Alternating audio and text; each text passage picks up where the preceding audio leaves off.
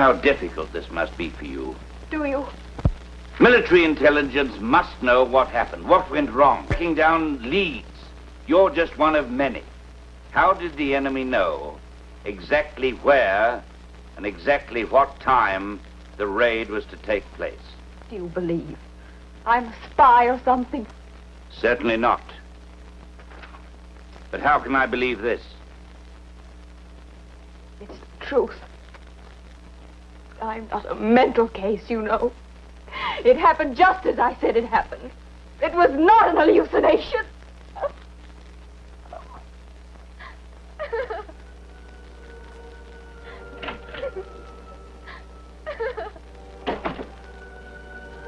Hallucination. The perception of objects which have no reality, usually arising from disorders of the nervous system. Well, perhaps.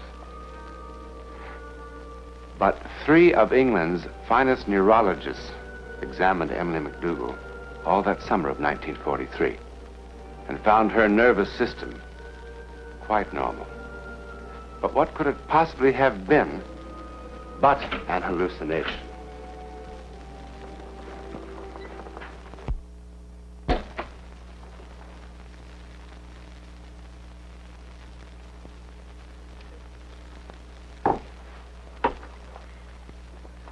Mrs. McDougall, let us discuss some of the minor points of your statement. About this girl, Anne. So now Anne's an enemy agent, too, Well, she happens to be from Omaha, Nebraska, which I understand is still in Allied hands. Mrs. McDougall, we lost almost 6,000 men in that raid. Sorry. Now, tell me about Anne.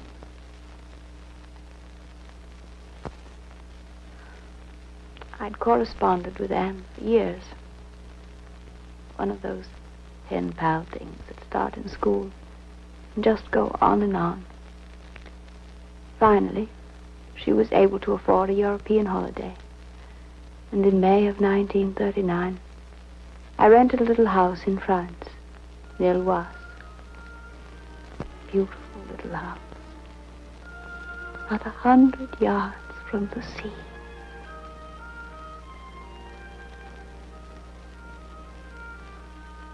First, I thought it was the sea.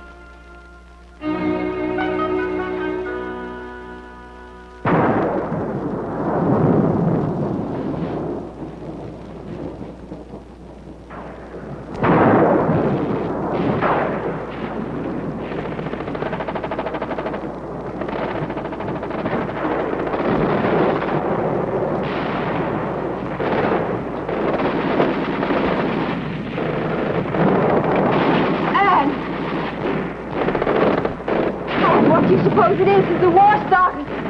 Anne! Anne! Anne! Anne, where are you? Anne! Open it! Break it! Break it in!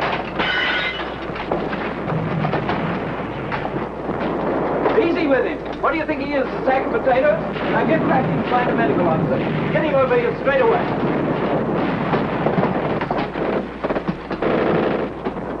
Who are you? What are you doing here? How are you feeling, Captain? No, not so good. Who are you? The doctor will be here any time now. Shot for the pain, then back to the ship, and a proper hospital. You'll be in top shape in no time at all, sir.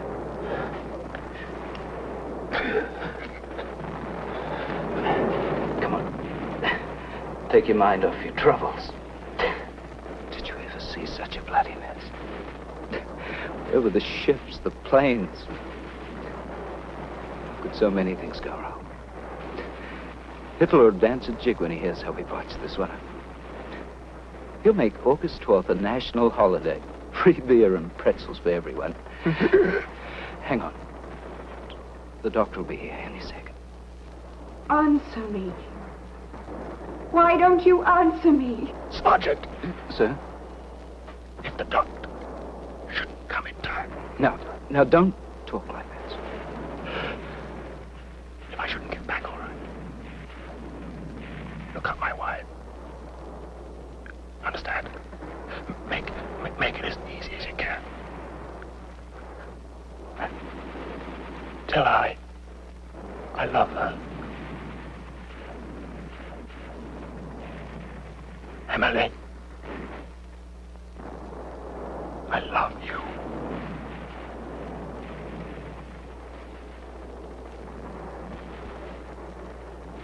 Emily, I love you.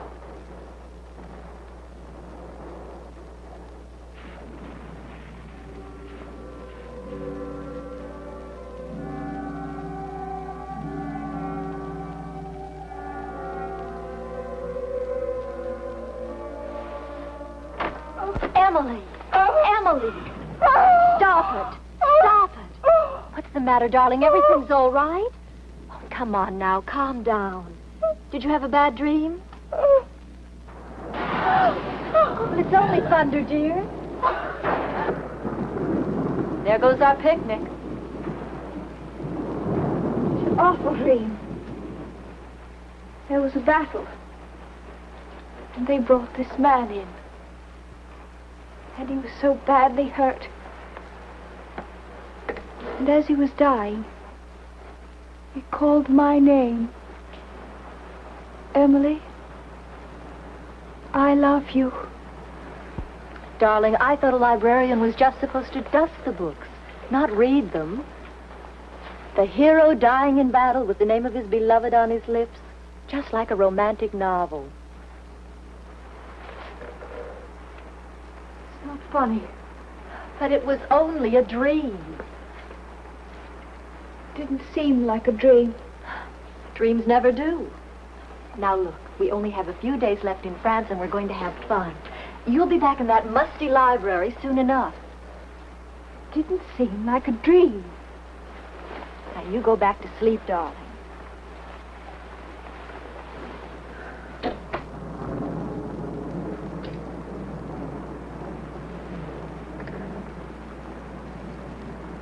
It didn't seem like a dream at all.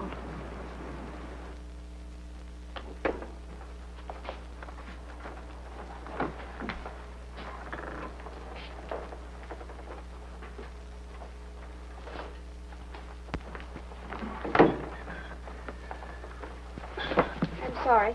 8 books are the maximum. But I need every one of them. And 10 more beside, to tell the truth. I'm sorry. But don't keep saying you're sorry. I need the books. I'm sorry. What is it?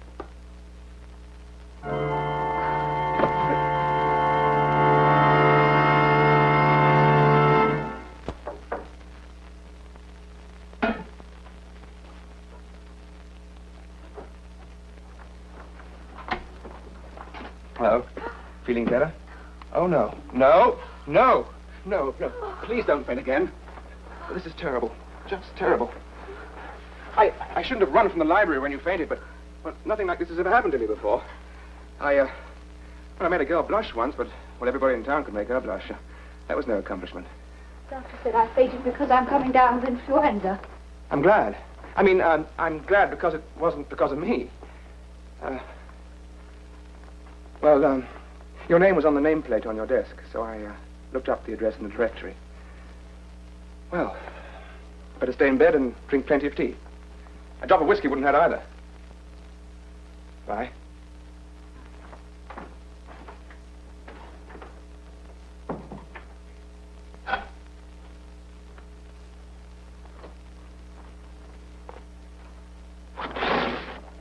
Sir, I'm terribly confused. Oh? About what? Have I seen you before? Well, I came down from Dorking. It's a little town 6 miles from Glasgow. And, I went to Liverpool when I was 6 years old for my eldest sister's wedding. I'm sure we didn't meet there. But it really was you. And you said my name. I did. I don't have influenza.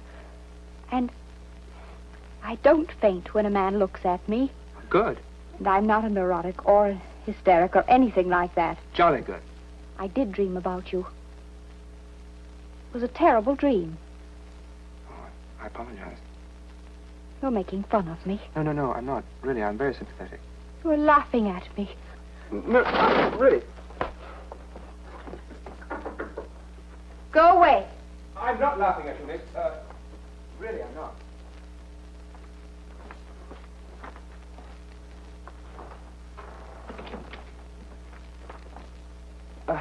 You see, I'm a bit confused, too. Well, no one's ever dreamed of me before. I mean, no one not related to me. And fainting besides. Well, it shakes you up a bit. I know. Yeah. Well, perhaps you dream of someone else. Someone who looks like me. Well, that's very possible. I mean, I've got a very ordinary face. You have not. You've a marvelous face.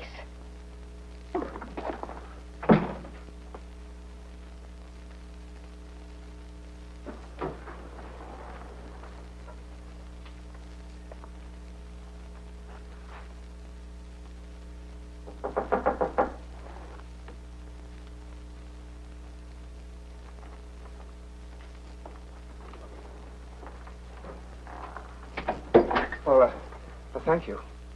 But I really haven't, you know. My ears are monstrous, and my eyes don't match. The left one's just a wee bit cockeyed.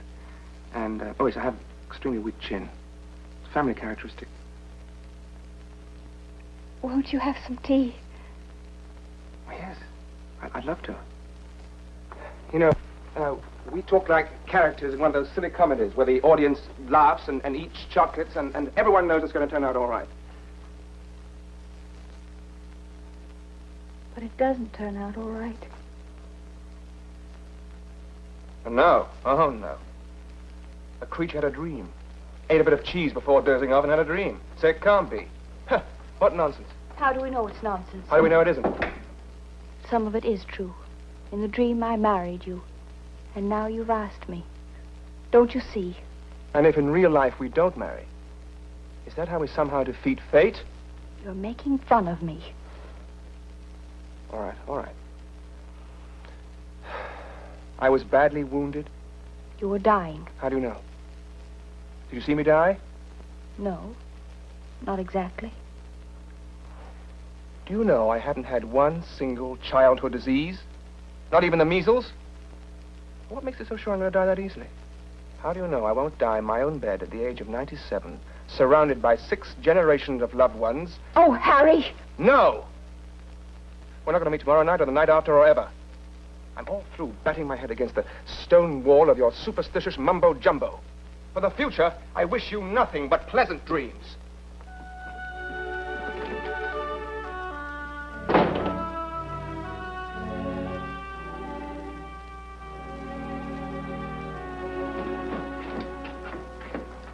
In that dream, or whatever it was, I was wounded in the war? Yes, of course. About the same age as I am now? Yes. What war? Thank you, my good man.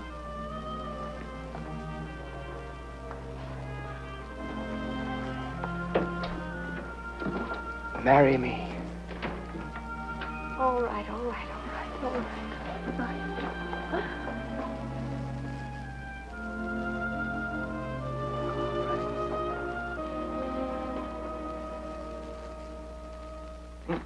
And I don't see why, if following our plan, in the next 2 months, we could...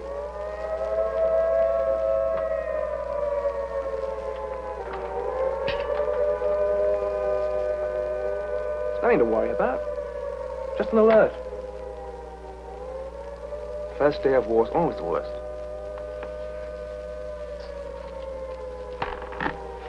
Emily, darling.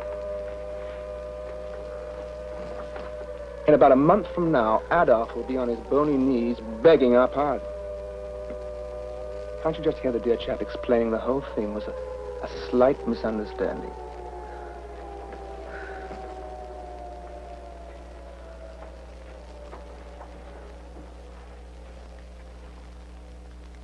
Look, if you're at all worried, we'll go down to the basement. I suppose it is safer down there. We're safe here. Well, of course we are. Doesn't happen here. happens near Pointe-Loise, in France. Emily.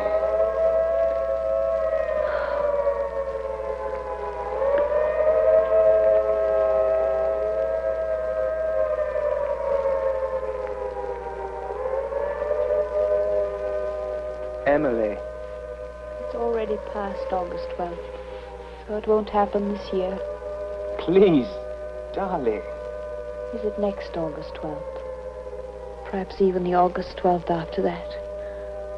Do you think we might have 2 years? Could we possibly be that lucky? Could we, Harry? Could we? Emily. I love you. Dear Anne, I am approaching another August 12th. But unlike the agony of last year, when Harry's unit was stationed here in England, this year my darling is in Alexandria, Egypt. 5,000 long, long miles from that house, near Pointe-Loise. Hello? Yes, it's me. It's really me. They flew a company of us back for special training at a camp nearby. Very hush-hush. And I'll tell you one thing. There's going to be plenty of long weekend leaves. Well, aren't you even a tiny bit glad to see me? Oh, Harry. So, it's to be this August 12th.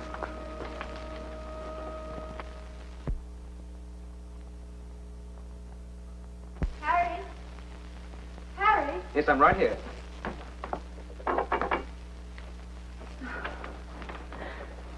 I woke up. You weren't there. I thought you'd gone without saying goodbye. Now, would I do a thing like that? I really wouldn't blame you. I've made our weekends here so miserable.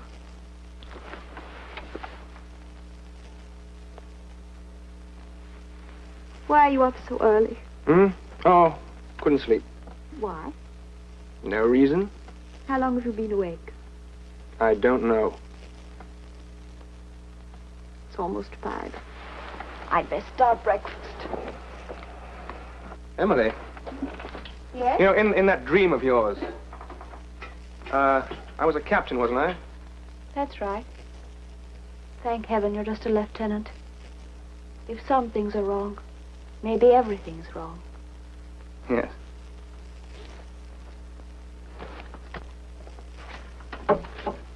Also, where was that landing to take place again? Oh, now, don't look so serious. What is it, Harry? Nothing. Well, after all, it's such a spectacular dream, I like to check up on it from time to time. Just to keep the facts straight.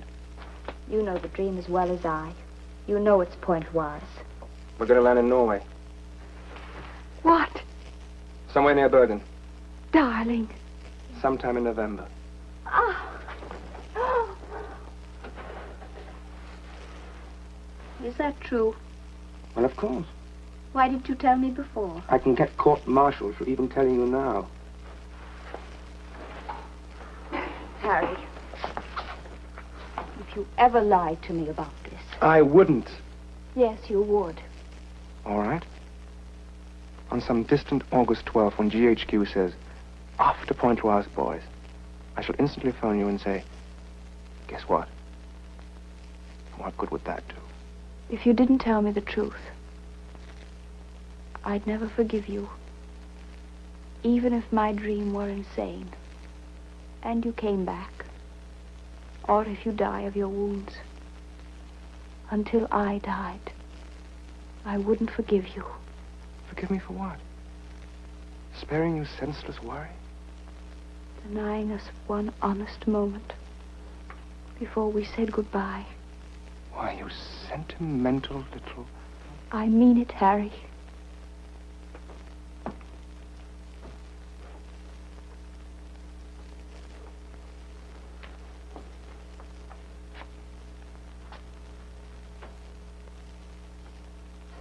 Pointe-Loise.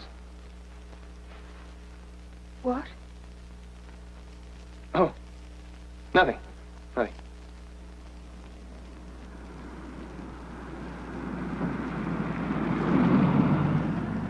We're almost there. Harry, instead of staying at home, next Friday, why don't we drive down to Henley-on-the-Thames and have a picnic? Harry, Yes, darling?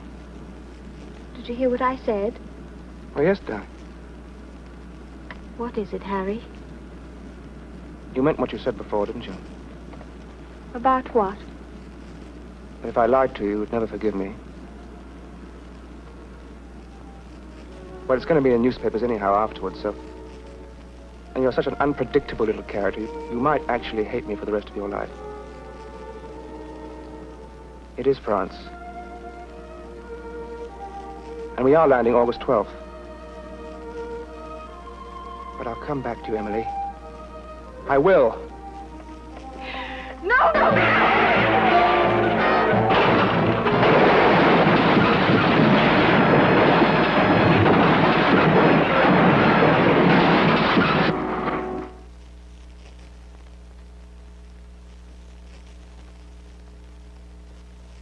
Welcome back. You had a motor accident. You're in St. Martin's Hospital. Was my husband hurt? Just a few scratches, that's all. Now, you must try and get some rest. It's been quite an ordeal. You know, you've been unconscious for almost a week. What day is this? Tuesday, I mean the date. August the 17th. Doctor, will you please tell this soldier that it's pointless to sit in the hall day after day? Harry, darling, you told me they couldn't kill you so easily. You were right. You must You're go right. back to bed at once.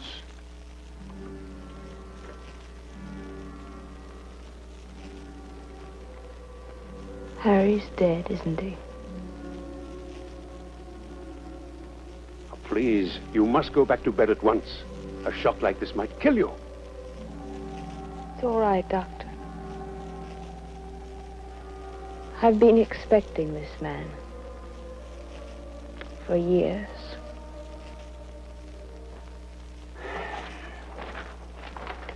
And you expect me to believe that the knowledge of this raid was a dream, an accident in time?